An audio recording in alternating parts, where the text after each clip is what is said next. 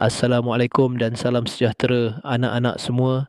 Apa khabar hari ini? Pengetua AI doakan kamu semua terus sihat, fokus dan bersemangat menempuh perjalanan ilmu.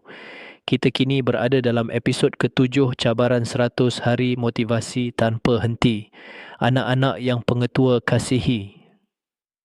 Hari ini pengetua nak ingatkan satu rahsia kejayaan yang sangat kuat, tetapi ramai pelajar tidak berlatih dengan betul. Ulang kaji sikit-sikit setiap hari. Ramai pelajar ingat mereka perlu belajar berjam-jam setiap hari untuk berjaya. Ada yang tunggu mood datang, ada yang tunggu saat-saat akhir. Tetapi sebenarnya, kejayaan tidak memerlukan 5 jam belajar. Kejayaan perlukan sedikit usaha tetapi dilakukan setiap hari. Kalau hari ini kamu ulang kaji 10 minit, esok 10 minit, lusa 10 minit, lama-lama ilmu itu melekat dengan kuat dalam otak kamu. Ulang kaji yang sedikit tetapi konsisten lebih berkesan daripada belajar lama tetapi jarang. Anak-anak belajar itu seperti menyiram pokok.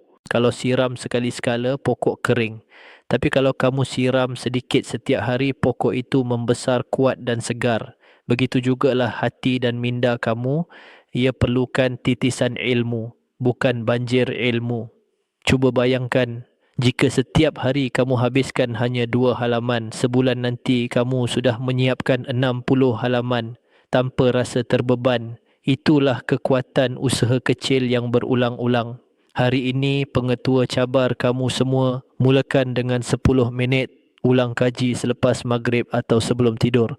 Bila sudah biasa, naikkan sedikit demi sedikit. Yang penting, setiap hari bukan sekali-sekala.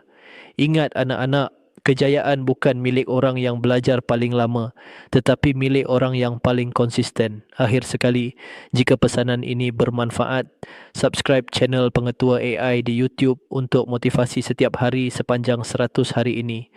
Terus melangkah, terus belajar, terus bina masa depan kamu.